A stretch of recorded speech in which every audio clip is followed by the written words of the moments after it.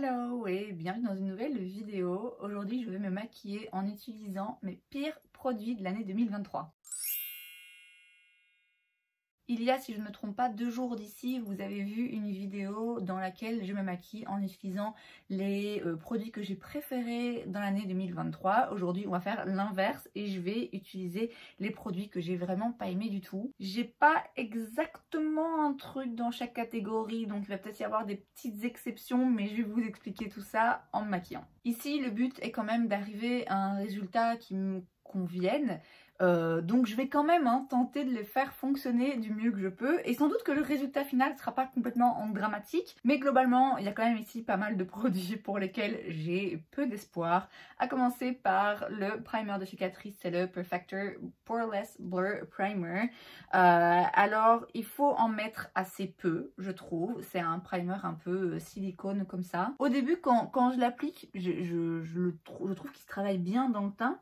Effectivement, il floute, il a un fini un peu velouté assez agréable, mais en fait, il assèche. Dès que je mets du fond de teint par-dessus, ça marque des zones de sécheresse à des endroits où j'ai pas de zone de sécheresse, vous voyez. Je pense pas que ce soit complètement inutilisable parce que je vous dis, en fonction du fond de teint et de la quantité que vous mettez et de l'endroit où vous le mettez, ça peut fonctionner, mais globalement, voilà, ça a clairement pas été mon produit préféré. Donc là j'en ai vraiment mis très peu, juste sur la zone T et écoutez, j'espère que ça va quand même pas être complètement moche. Je vais en plus l'utiliser avec un fond de teint avec lequel je l'ai jamais testé, alors ça peut être du coup un combo magique, mais a priori c'est donc 2 produits que j'ai vraiment pas aimé. Il s'agit du fond de teint de chez RCMA qui est juste pas joli en fait, il est vraiment pas joli. Je sais même plus ce qu'il était censé faire, mais de nouveau il m'assèche un peu, il est pas beau, il est juste pas beau sur mon teint. Néanmoins, pour vous prouver ma bonne volonté, je vais l'appliquer avec mon pinceau fond de teint préféré. Donc voilà, j'essaye vraiment de faire fonctionner ces produits. Le but ici, c'est pas de les utiliser et de dire regardez, ça fait n'importe quoi. Je vais essayer de les faire fonctionner. Donc je mets une pompe assez généreuse et c'est parti. Non, celui-ci, il n'y a pas il n'y a pas moyen de le faire fonctionner. C'est atroce. Je vais me rapprocher pour essayer de vous montrer, mais c'est vraiment pas joli. Donc globalement, je sais pas si vous verrez, mais en fait on dirait que ça révèle même pas des petites plaques de sécheresse, mais carrément, c'est comme si en dessous j'avais des peaux mortes épaisses comme ça, alors que non, pas du tout. Et alors aux endroits, là c'est vraiment le pire, vous verrez rien, la luminosité est merdique. Mais là, je sais pas si vous voyez ce que ça fait, non vous voyez évidemment pas. Et alors aux endroits où j'ai mis le primer, ben ouais ça accroche même pas vraiment en fait, c'est encore pire, vraiment le menton et cette partie du front, ça fait plein de... Enfin dégueulasse, c'est vraiment... c'est dégueulasse. Heureusement que je fais rien aujourd'hui de nulle part parce que c'est... Non, ce fond de teint n'est vraiment pas joli. En anti-cerne, j'ai le Superstay Active Wear de chez Maybelline. Ouais, je suis pas fan, je le trouve pas hyper couvrant. Là en plus il risque d'être un rien foncé. Ouais, bon ça va encore. Alors il est très liquide, très fluide. Donc a priori ça pourrait être sympa si vous voulez quelque chose de vraiment très léger, qui se voit pas, qui se fond dans le teint, mais ouais, du coup, est-ce que vraiment il fait quelque chose? Je doute. Donc vous voyez la différence, elle se marque, hein. On voit que oui, il y a une petite différence, mais ouais, pour moi elle se marque pas assez, il n'est pas particulièrement joli. L'applicateur, je trouve, distribue pas du tout de produits, donc déjà que c'est un truc vraiment pas couvrant, moi j'ai l'impression qu'il faut en mettre beaucoup. Et ouais, avec un applicateur comme ça, il n'y a rien qui vient, enfin... Vraiment, cet anti-cerne, tout comme le fond de teint et la base, je vais faire un tri sans doute en janvier, dans le courant du mois de janvier, et je pense qu'ils vont sauter, hein. C'est d'ailleurs aussi ça un petit peu le but de cette vidéo, c'est de voir parmi tous ces produits qui sont retrouvés dans mes flops, est-ce qu'il y en a quelques-uns que j'ai envie de sauver et de continuer à tester un peu, ou est-ce que vraiment, non, là c'est la dernière chance, et si ça fonctionne pas, c'est ciao. Je ne vais pas poudrer tout de suite parce que je vais utiliser des produits crème, à commencer par le bronzer de chez Moira. Là, c'est la couleur qui va pas du tout. Je vais peut-être aussi par la suite utiliser le stick de chez Catrice. Là, la couleur, ça va, mais c'est la texture que j'aime pas. Mais je me dis que ça, c'est tellement un peu jaune que peut-être que rajouterai un peu de celui-là pour que la couleur passe un petit peu mieux, parce que je vous ai dit, le but c'est pas non plus de ressembler à rien, c'est d'essayer de les faire fonctionner. Quand j'ai essayé ce produit, j'étais beaucoup plus bronzée. Là c'est la teinte médium, donc peut-être que là maintenant avec mon teint je vais trouver que ça va mieux, mais je doute quand même. Donc je prends un pinceau de chez Spectrum.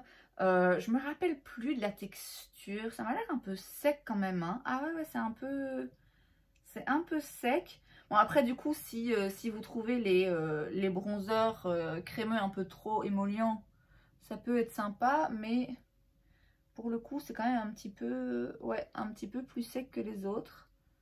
Ça bouge un petit peu moins. Donc ouais, en fait, même en termes de formulation, décidément, je suis vraiment pas fan de ce produit. Alors certes, je l'ai ouvert au mois d'août, il me semble. Et c'est vrai que les produits crémeux, ça peut sécher. Mais enfin, il y a d'autres produits crémeux que j'ai ouverts avant et qui sont toujours aussi crémeux. Là, c'est un peu, ouais, un peu sec quand même. Et la couleur est quand même toujours aussi dégueulasse. En plus, ouais, j'ai vraiment beaucoup de mal à le bouger. Écoutez, je vais m'arrêter là. Je vais essayer d'utiliser un petit peu de ce produit. Je vais garder le même pinceau. Non, je vais plutôt prendre ce pinceau de chez Beauty Bay. Je vais essayer de le prélever. J'applique pas le stick sous mon visage, hein, parce que non. Je vais voir si ça fonctionne comme ça. Non, ce pinceau fonctionne pas. Je reprends celui de chez Spectrum. Je trouve qu'il faut vraiment y aller pour prélever un peu de produit. Pareil, il se bouge pas bien. Par contre, il va tout faire bouger en dessous. Là, j'en mets juste un petit peu pour rattraper un peu la couleur, parce que là, c'est même pas que c'est orange, c'est que c'est jaune, quoi. C'est vraiment... Je comprends pas. Je comprends pas comment la couleur a pu être si ratée. A priori, voilà, il y a toujours des sous-tons qui conviennent mieux à différents types de peau, et il en faut pour tous les goûts. Mais vraiment, cette couleur, pour moi, elle est loupée.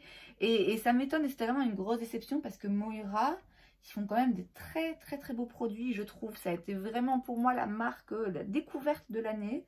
Mais ce bronzer crémeux, oh, je comprends pas. Je comprends pas, ils se sont vraiment loupés. Je sais pas comment c'est passé en fait. Comment il n'y a pas quelqu'un qui s'est dit, les gars, cette couleur, ça va pas. Bon, il me semble que là, en termes de teinte, ça va déjà un peu mieux, hein, que c'est un petit peu moins jaune. Pour le blush, il n'y avait pas de blush dans mes flops. Alors, j'ai mis des blushs dans mes vidéos revues rapides qui tombaient un petit peu à plat, qui étaient un petit peu bof. Mais je peux pas dire qu'il y avait vraiment un gros loupé. Donc, je vais utiliser un ancien blush que j'avais testé en 2022, il me semble, dont j'avais pas été fan. Je peux pas dire complètement que ce soit un flop, parce que je pense que c'est vraiment la teinte qui me correspond pas et qui se travaille pas très bien, et que c'est tellement un top chez tout le monde que, bon, forcément je dois un peu me remettre en question. Il s'agit du blush liquide de chez Rare Beauty que moi j'ai dans la teinte Believe. Je pense qu'il est juste trop foncé, et je pense que c'est juste une teinte qui a été peut-être un petit peu qui a été un peu mal formulée, différemment des autres. Je sais qu'il y en a d'autres plus clairs qui sont très beaux, et je les vois en action, hein, dans les vidéos d'autres personnes, et je me dis ouais, ça fonctionne, mais celui-là sur moi il fonctionne pas. Mais enfin, de nouveau, hein, je vais retester, et ça j'arrive quand même à le faire fonctionner. C'est juste que moi ce que je fais, c'est que j'en mets un petit peu sur le dos de ma main, et je vais reprendre le même pinceau là de chez Spectrum, et je vais vraiment bien travailler sur le dos de ma main. Et quand il y a presque plus rien, alors là j'y vais un peu sur les joues, mais je vais pas en mettre trop, parce que je trouve qu'il est vraiment trop pigmenté. Il fait des taches, il soulève un peu ce qu'il y a, il est pas joli. Donc je trouve ça dommage, parce que j'ai l'impression que je dois gâcher beaucoup de produits sur le dos de ma main pour bien le travailler dans mon pinceau, pour avoir finalement un résultat qui soit joli, sans être non plus absolument dingue, hein, mais qui soit voilà, qui soit convenable sur mes joues. Bon, là c'est intense, mais bon, ça va encore. Mes craintes, on va poudrer par la suite. Donc ça, je vous dis, c'est techniquement pas un flop de cette année. C'est pas forcément non plus globalement un flop. Celui-là, je l'avais gardé parce que j'ai quand même envie de garder le produit pour référence. Mais il n'est pas impossible que je retente l'expérience avec une autre teinte un petit peu plus claire. J'aime bien m'obstiner, hein, parfois avec des produits, mais celui-ci, ouais, quand même, je suis vraiment pas fan. Avant de poudrer, on va utiliser un highlighter. Je vais utiliser le Blue Bloom Liquid Highlighter dans la teinte Vanilla Frost de chez She Glam. Très déçue parce que leur blush liquide, absolument incroyable. L'highlighter liquide, j'avais grand espoir et finalement, non. Alors quand on le voit comme ça, très joli. Quand on travaille, bon, il est finalement beaucoup plus discret qu'il n'y paraît, ce qui en soi n'est pas une mauvaise chose parce que tout le monde n'aime pas un highlighter complètement aveuglant, mais le problème c'est que non seulement il disparaît un petit peu quand on travaille, mais en plus il fait disparaître ce qu'il y a en dessous. Alors on va vérifier parce que je pense que je l'ai utilisé qu'une seule fois, voire deux, et vraiment ça m'a un petit peu gâché mon make-up. Du coup je me suis dit ouais, non, j'ai même pas envie d'essayer de reprendre le risque parce que je connais déjà la réponse, mais bon, aujourd'hui c'est le but de la vidéo, donc on va quand même le retester, voir s'il y a moyen que ça fonctionne ou pas. Je vais essayer de faire les choses différemment, donc je vais pas y aller directement avec l'embout sur ma joue parce que ça a tendance à faire toujours pire que mieux. Donc je vais faire un petit peu le même système, je vais en mettre sur le dos de ma main. Je reprends le pinceau que j'avais utilisé pour l'anti-cerne.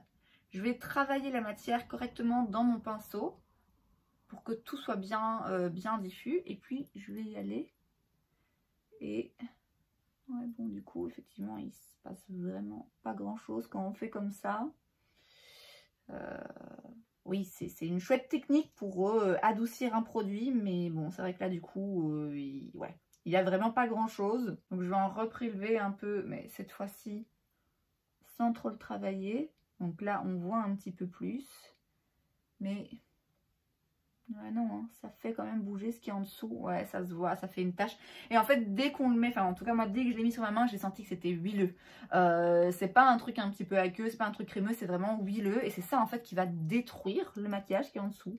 Et là, je le vois, hein, je le vois, ça me fait un trou dans les autres produits que j'avais. Donc écoutez, maintenant qu'on en est là, je vais rétablir l'équilibre. Et je vais reprendre le pinceau là où j'avais du blush pour essayer quand même de pas... de pas garder un trou, parce que moi vraiment là peut-être que vous le verrez pas, mais moi je le vois, hein, ça a déplacé. Bon, donc clairement les produits crème que j'ai utilisés aujourd'hui c'est pas les meilleurs. Pour la poudre par contre, alors petite exception, ok, c'est pas exactement un flop, c'est même pas du tout un flop, mais ça s'est quand même retrouvé dans mes flops au cours de l'année. Je m'explique. Il s'agit de la poudre de chez Laura Mercier, ici c'est la Ultra Blur. La raison pour laquelle ça s'est retrouvé dans les flops, c'est parce que après l'avoir comparé à la poudre originale de chez Laura Mercier, je n'ai pas vraiment remarqué de différence. Alors en soi, ça en fait par conséquent un top, parce que vous savez que la poudre de chez Laura Mercier, c'est une de mes favorites, c'est une des meilleures sur le marché je trouve.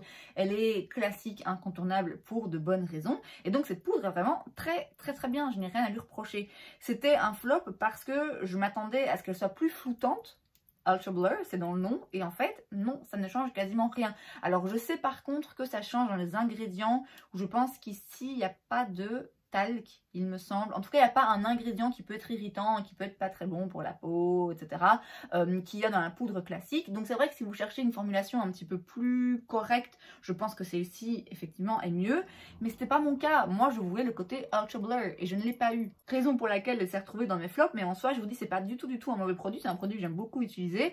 Et donc, bon, je triche un peu, parce que j'utilise un produit qui n'est pas un loupé, mais en même temps, ça va peut-être réussir à sauver cette catastrophe. Puisque pour rappel, le but n'est pas d'avoir un maquillage de merde. Ok, c'est quand même d'avoir quelque chose qui soit un minimum correct, au moins là en vidéo. Donc je vais commencer par le dessous des yeux. Et ensuite je fais l'entièreté du teint. Franchement, quand même une poudre Laura Mercier peut rien pour vous sauver, c'est là que vous savez que vraiment c'est sans espoir. Alors de nouveau, hein, là comme ça de loin, ça passe, hein, mais si je me rapproche, même si je sais que vous ne verrez pas grand chose, cette zone particulièrement, ainsi que la zone T, hein, en gros là où j'ai mis le primer, mais surtout ici, c'est horrible. Ça me fait, enfin je veux dire, on dirait vraiment que je pelle. Vous voyez que si vous tirez, vous allez arracher des peaux sèches, alors que il n'y en a pas. C'est le produit en fait. Bon, on passe aux sourcils et je vais utiliser le Micro Brow Pencil de chez NYX. Qui n'est pas 100% catastrophique, c'est une texture assez agréable, c'est pas le plus sec mais il n'est pas non plus hyper gras, donc je trouve que ça va. La couleur n'est pas forcément extra, donc je l'avais mis dans mes flops, mais en vrai ça passe, c'est raisonnable, c'est juste que c'est pas mon préféré. J'en ai d'autres que j'aime beaucoup plus que celui-là. Mais écoutez, c'était le seul, il me semble, crayon à sourcils que j'avais en flop. Et en l'occurrence, voilà, le teint est déjà assez pourri, donc on va essayer que ça fonctionne quand même le reste.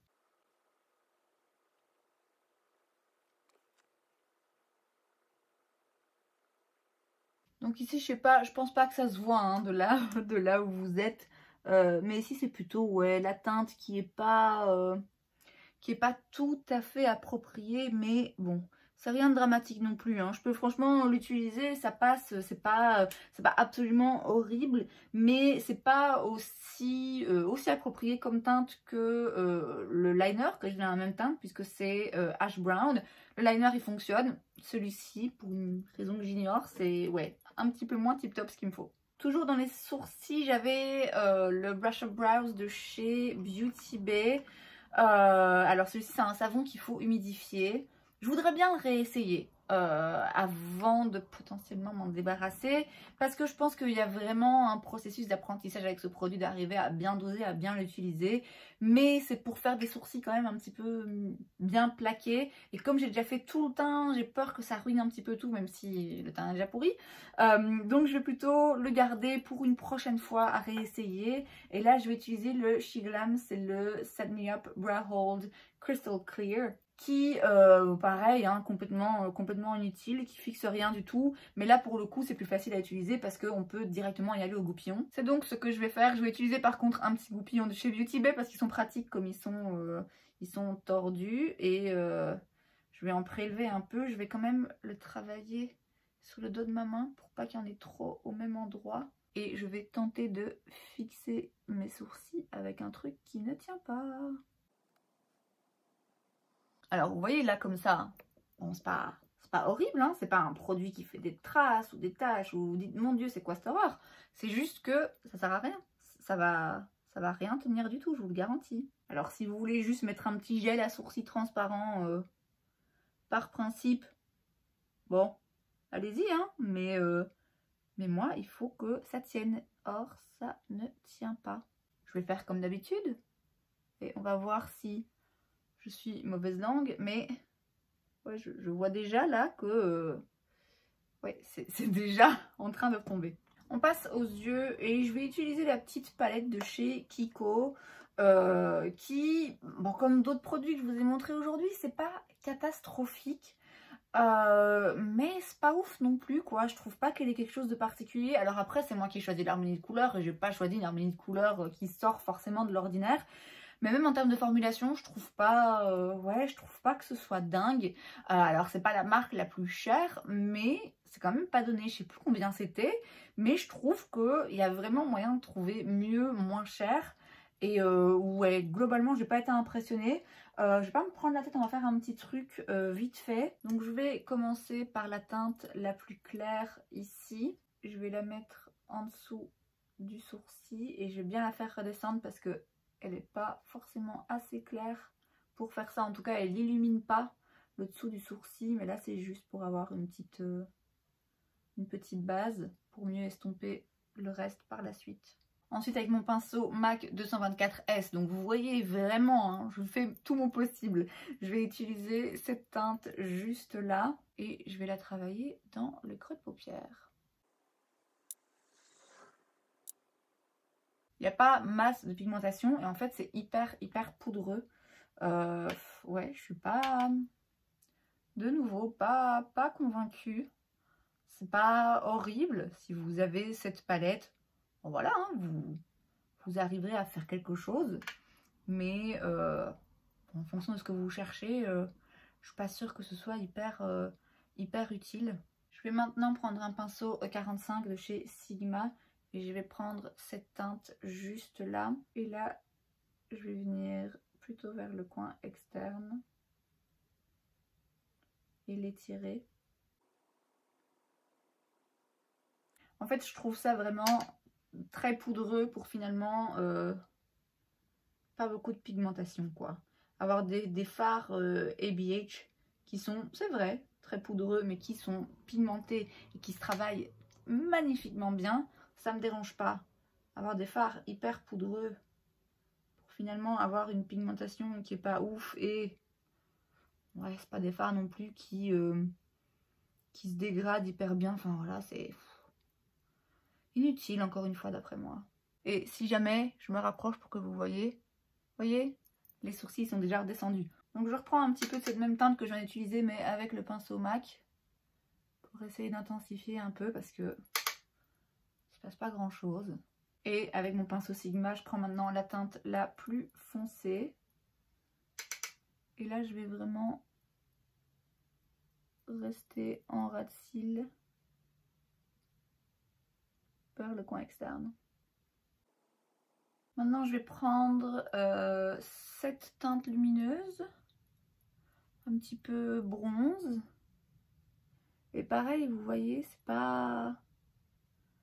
Ouais, c'est pas ouf, c'est pas moche, c'est lumineux, c'est joli, mais j'ai l'impression qu'il faut quand même insister, bien tapoter, repasser plusieurs fois au même endroit pour que ce soit homogène et pour que le lumineux s'agrippe en fait. Maintenant, je prends cette teinte dorée.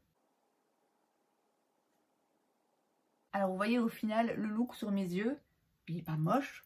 Je pense pas qu'on m'arrête dans la rue et qu'on me dirait c'est moyen de t'en faire la paupière.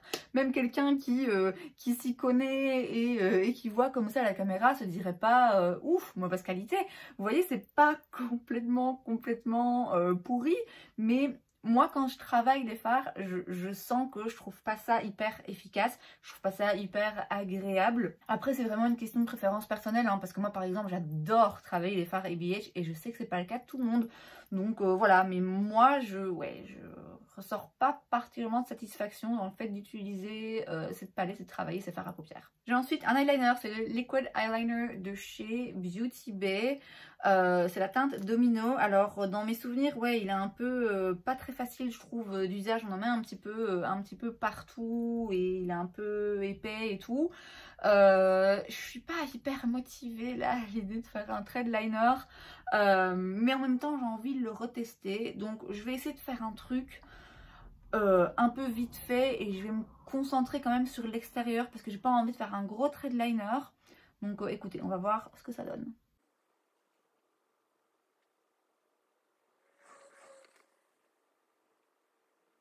Ok, je me rappelle effectivement, le problème c'est que il n'est pas homogène, il fait pas forcément un trait partout où on le passe sur la peau du premier coup, donc il faut un peu s'y reprendre à plusieurs fois. Ça peut paraître un avantage par rapport à d'autres liners qui vont être beaucoup plus intenses et où tout de suite vous allez avoir beaucoup de liquide qui sort d'un coup.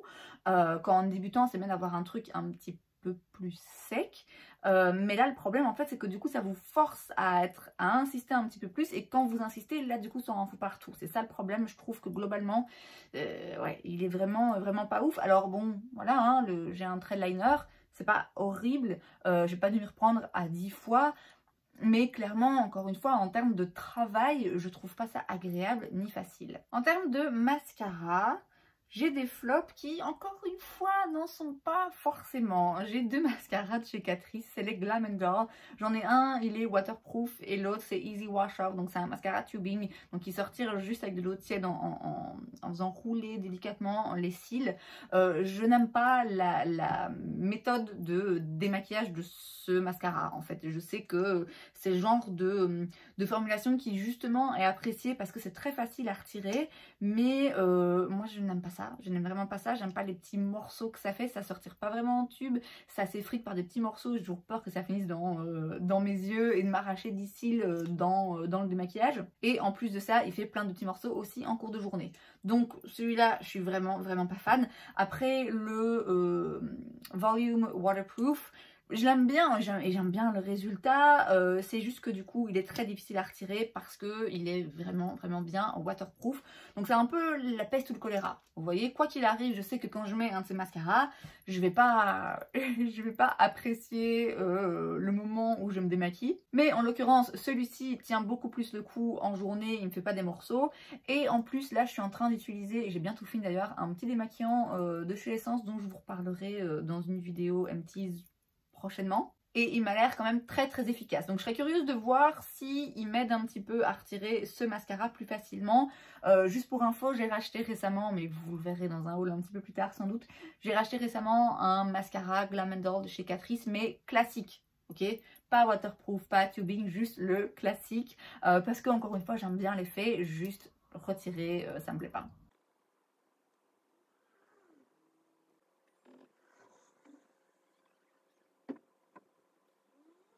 Vous voyez, il est joli, c'est pas mon préféré, mais il est joli. Et quand on prend le temps de le travailler, il peut vraiment être intéressant, mais encore une fois, je sais que je vais galérer à le retirer ce soir. Pour les lèvres maintenant, j'ai pas d'eyeliner que j'ai mis dans mes flops, mais j'en ai testé un de chez Moira, c'est la teinte 002 Natural Nude. Je l'ai pas beaucoup utilisé, je sais plus trop ce que j'en pensais, donc c'est l'occasion de le retester. Donc j'ai aussi un petit peu rempli mes lèvres avec pour avoir de la couleur partout. J'ai rien de négatif à dire, c'est juste la teinte peut-être qui pour un liner me plaît moins. Je préférais un truc un petit peu plus intense. Et par-dessus, je vais mettre la Lip Drop Fat Oil de chez NYX que j'ai dans la teinte Newsfeed. Alors c'est l'année de l'huile à lèvres en ce qui me concerne. Ce qui est marrant hein, parce que je sais avoir dit à un moment dans l'année... Ouais, les huiles à lèvres, c'est pas mon truc, et puis une fois qu'on en a une, c'est bon, on les a toutes, et finalement j'en ai quand même une certaine quantité. Celle-ci, elle m'a pas convaincue, notamment sur la durée, parce que elle fait un petit peu des paquets, vous savez, quand vous avez un gloss qui s'ablétine un petit peu là, et qui fait des trucs dégueulasses, j'ai l'impression que ça faisait ça, or c'est pas censé faire ça, puisque c'est une huile, pas un gloss, donc c'est justement le but d'éviter ce genre de paquet que les gloss peuvent faire. Mais enfin voilà, je vais quand même la retester, je la retire pas tout de suite. Les huiles à lèvres, on en entend beaucoup parler, donc je vais pas la retirer de ma collection. Je la garde aussi pour référence, mais ouais, a priori je suis pas fan. Elle est aussi globalement beaucoup plus teintée que la plupart des huiles à lèvres, ce qui, bon, pour le coup, peut être une bonne chose, hein, si vous voulez une huile à lèvres, mais que vous voulez qu'elle se voit, que ce soit pas un truc qui est juste très légèrement teinté, mais principalement transparent. Là, la couleur se voit un petit peu plus, mais ouais, moi, c'est la sensation dont je suis pas fan. Très bon goût, hein, comme souvent dans les huiles à lèvres, mais sur la durée, je sais que ça me plaît pas. Et voilà donc le résultat de mon make-up en utilisant principalement des produits flop que j'ai pas aimé cette année. Je pense que vous en conviendrez, c'est pas dramatique. Là comme ça en vidéo, on se dit pas oh il y a un problème, il y a quelque chose qui cloche, et tant mieux parce que je dois filmer une autre vidéo juste après. Mais moi je le sais. Alors d'une part je le vois hein, quand je regarde de près ce teint, c'est une calamité, et je le sens franchement, c'est pas non plus agréable à porter. Il y a parfois des produits comme ça, hein, on les sent un petit peu plus, et puis ouais c'est juste pas joli, je trouve que ça me donne l'impression d'avoir une très vilaine peau, alors que je me suis justement fait la réflexion avant de commencer à filmer quand j'avais rien sur mon visage, de me dire ma peau est franchement pas mal en ce moment. Là on dirait que je pèle. Clairement on dirait que je pèle de partout parce que le primer et le fond de teint, aussi bien individuellement qu'en combinaison, c'est non. C'est des produits qui vont clairement bientôt partir de ma collection. Je vous ai dit, et vous l'avez vu, il y a quelques produits qui, bon ma foi, c'est pas non plus complètement catastrophique et ça passe et je peux les garder, ne fût-ce que par esprit de collection ou par esprit d'ah ben tiens, si je refais une vidéo, je veux comparer à d'autres produits pour garder la référence. Donc ici, il n'y a pas que des flops loupés, absolument loupés, mais globalement, c'est les produits que j'ai le moins aimé cette année. Et c'est donc tout pour cette vidéo, j'espère que ça vous a plu. Si c'est le cas, n'hésitez pas à laisser un like. Vous pouvez aussi vous abonner à ma chaîne parce que c'est gratuit, donc pourquoi pas. Et moi, je vous vois la prochaine fois. Bye!